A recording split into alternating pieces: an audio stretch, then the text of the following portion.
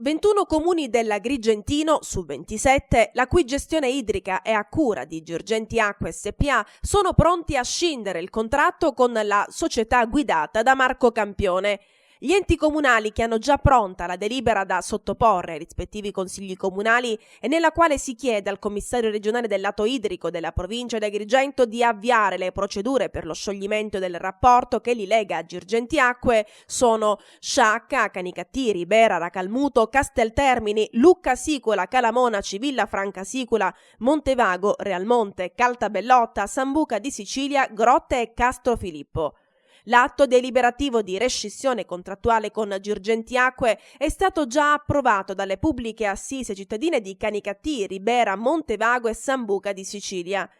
A indurre gli amministratori degli enti locali a chiedere la revoca i diversi disservizi registrati dai cittadini e le presunte incongruenze contrattuali della società gestore del servizio idrico integrato. Nell'elenco dei comuni pronti al divorzio con Girgenti Acque segnaliamo l'assenza, tra gli altri, della città capoluogo di provincia, ovvero Agrigento, e del comune di Favara.